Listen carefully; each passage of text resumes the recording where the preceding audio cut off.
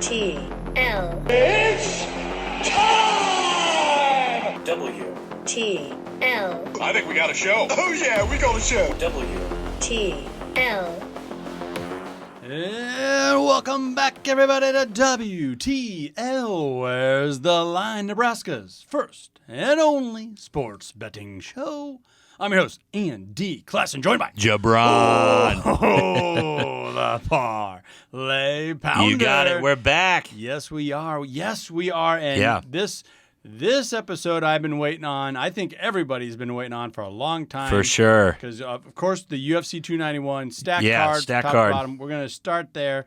But then, of course, Bud Crawford. Terrence Crawford. And this is going to be the first time in like a half century there will be an undisputed welterweight champion. All four belts are on the line. And For sure. we got a special guest. Yeah. We're going to bring him up a little bit later here. Okay. But before we look ahead, maybe we should take a look back and talk about some hits and misses that we both had last week, and we'll start with that UFC fight night. Yeah, that fight night over in England, the O2. Everybody, we were on the hometown girls and guys, obviously, and we split those down the middle. Molly McCann, Neat Ball came out, and, you know, she lost. We were really high on her, but we knew it was kind of, you know, a shot in the dark that she would get back to her winning ways and everything. Right. But she lost, but we really hit it, Andy, and where we really were adamant was Tom Aspinall coming out and getting that knockout, which he did really quick in the first round. And a lot of the lines were kind of pointing towards that as like Tom should dominate here. Yeah. But there was that huge question mark. He's coming off an injury, but will he be able to complete it? And you said emphatically, yes, he will. Don't screw around with this. Don't mess this up. Yeah. Aspinall all the way, and man, did he put on a show. Yeah, for sure. And if you got in on that plus money with that knockout, it's just even more sweeter. Yeah, and you said that. You said sprinkle some on there. For sure. So Miss McCann, the old meatball, let us down. Yeah. But Tom Aspinall. It's saved us okay. on the back end, and that was the feature event anyway. Yeah, no doubt. Main event. Well, let's stay right there with the UFC then. Okay. Let's get right into 291. On the main card, we got Stephen Thompson, Wonder Boy. Take it on Michel Pereira. This is a welterweight bout. Both of these guys are coming off wins. You got a Brazilian taking off the Wonder Boy out of the United States, of course. And Wonder Boy, after everyone dogging him, you know, a year ago, 2 years ago for taking so much time off, and does he still got it? You know, he's over 40, right? Exactly. Only 40. He's a minus 165 favorite. Yeah, exactly. And he just came off on a very impressive win against Kevin Holland, who's on this card as well, Andy, against another ranked opponent. So you see how the UFC really likes him and really thought that Wonder Boy win was a really, really good win. So like you said, Wonder Boy versus Pereira here. I think this has major fight of the night potential, Andy. Oh, sure. 5 years ago, this would have been the perfect matchup for Wonder Boy. However, like you said, 40 years old, this is going to be a battle at the highest level in the sport. The Brazilian, while, you know, he has really uncanny athleticism, Andy, should be... This is going to be tough for Wonder Boy to get done, but I think he should do enough to score points and avoid taking too much damage. I do got Thompson going down here by decision, so that is what I want to put my money on is by decision for Wonder Boy. For Wonder Boy, but it's going to go the distance. You think it's going to go all three rounds? I think it's going to go the distance, and right now, by decision, Wonder Boy is a plus 140, which is, you know, pretty good odds still, but you can tell the bookmakers really think that's probably the way it's going to go. You know, we watched that fight together. We rented that UFC pay-per-view where Wonder Boy took down Kevin Holland, and it was by TKO. Yeah, for sure. And I think it surprised a lot of folks. You don't see that happening here. No, I really don't. I just think this is going to be a really, really good scrap, and these guys are warriors, and they're going to go the whole distance. The main reason I'm thinking that, Andy, is because the over-under is at 2.5 rounds. It's a 3-round fight, and that over is at minus 220. So there's not a lot of betting, juice there.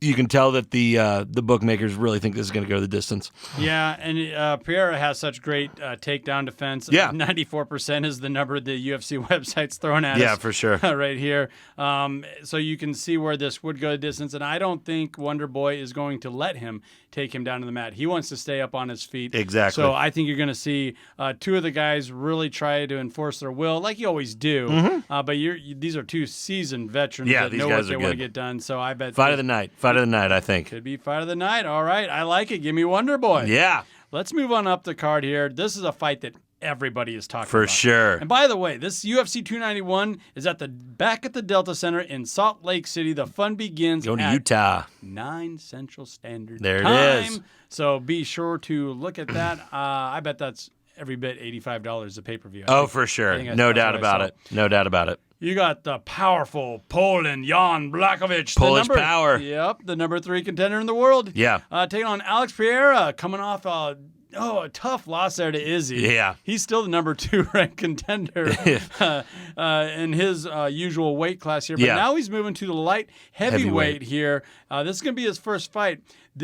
I think this is a coin flip across the board, and that's what I think the books are trying to tell us here. You have minus money bets on both guys here. Yeah, for sure, Andy, and that's what it is. Nobody knows anything about Alex Pereira at this weight class. It's just crazy, and it is kind of a really, really good kickboxer against kind of a ground and pound, get you on the ground kind of guy with Jan. Yeah. So, I mean, these two guys are former champions in their respective weight classes, but can Alex make the jump to light heavyweight is my biggest thing. I really just think Jan's going to be a little bit too big for him, and Blachowicz is going to get him on the ground where he's going to have a huge, huge advantage. And it rhymes, I get it, Poland power and all that stuff, and he is a powerful guy. I get it. Jan's a big dude, right? But what gets lost in that is his defense. I think his defense is, and by the numbers, they might be better than his striking abilities, but he's known for that power. Yeah, no doubt. I think he's going to give Alex all he can handle and more, especially moving up in this weight class here. I think this is a really tough draw. It's going to be a lot of fun. I think it's going to be a great fight, but give me Jan on that money line. Yeah, for sure, Andy. And we've already seen this. 2 years ago, Izzy tried to go up and get this double-double champ status as well. Against who? Jan Blachowicz, when he was the reigning light heavyweight king. So I've already seen this story. I think it's going to go the same way. There's no doubt in my mind that Pereira can knock him out if he gets the chance to. Yeah, of course. But Jan, like you said, he's got the reach on him. He's got everything. He's going to get him down to the ground. He's going to bleed it out. Jan Blachowicz is going to win this one. I think his defense will maybe negate some of that kickboxer, acumen that Alex Pereira has, and he is. He's a world-class kickboxer. For sure. But this is the UFC, right? Yeah, and everybody's going to look at us and say, well, Blachowicz, he's older too. He's at 40. Pereira's only a few years younger than him. That's right. And has been through it all. Alex Pereira's been through kickboxing, boxing, UFC. So there's a lot of tread on the tires for both these guys, but these are past champions. It's going to be a good fight. And just looking back to that fight with Izzy that Pereira's coming off of, I mean, I don't even know how Izzy was able to come back from that. Crazy. It looked like Alex had him right No where doubt. he wanted him. Was No starting to, just grind him up against the cage. And I don't know. Izzy just flipped a switch and said, nope, not this time. Gave him a kick. Got one in there, and Got it was one in enough. All right, should we move on up? Let's do it. Let's do the main event. Oh my God, this fight has the entire MMA community For sure. buzzing and buzzing for good reason. This is going to be a lot of fun.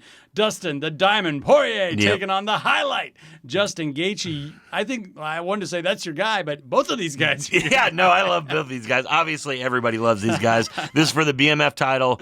Lightweight bout. Exactly. True lightweight bout. Their first fight back in 2018 is a legendary lightweight division fight. I think it's probably the best one ever seen between these two. It was fight of the year in 2018. Yeah. And ESPN's been playing it on replay, and I watched it. I watched it a couple of times.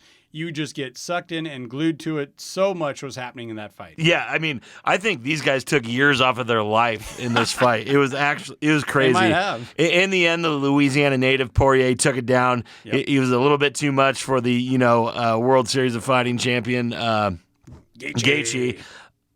Both men are much improved from that too, Andy. I know. This is how crazy this sport is, that the fight of the year in 2018, these guys come back to each other to lock up for the BMF title, and they're both better.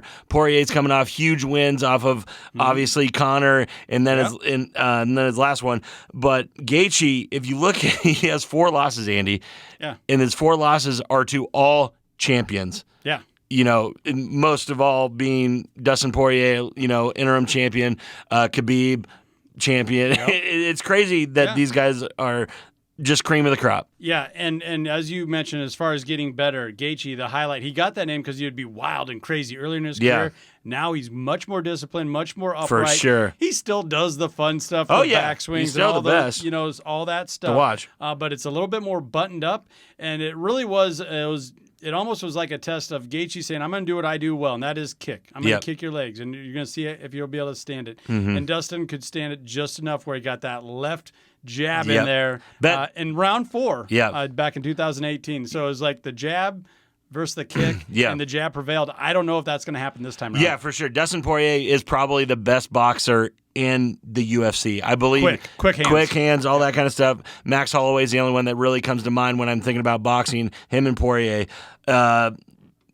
Poirier's, by the way, I have him at a -145 favorite compared to Gaethje, who's a +125. So it's not out of line. No, it's not out of line. I think this is kind of a coin flip like we talked about the last one. Exactly, Andy. And I really think Poirier is going to put a beating on Gaethje again. But this time around, the former interim champ he won't give in, and I think he's going to get a late revenge knockout on Poirier. I'm going with the highlight, TKO.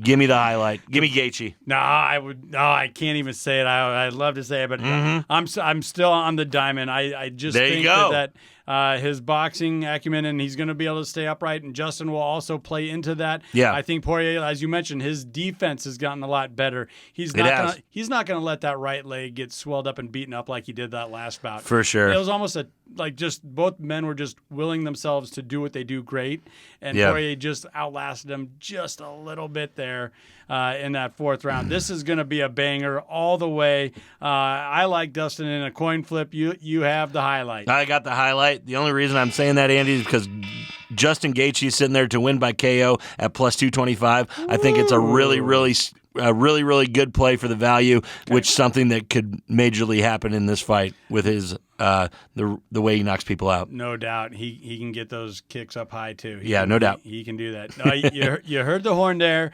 A little bit of a teaser here. We're talking UFC. Then we're going to head up to Vegas for this next segment. Yeah. Talking Bud Crawford taking on Errol Spence Jr. Yep. This could be the fight of, what would you say, the century? Yeah. I mean, all 4 welterweight belts are on the line here, and we got a guest, Jimmy Allen of the After Hour Show on 1620 The Zone out of Omaha.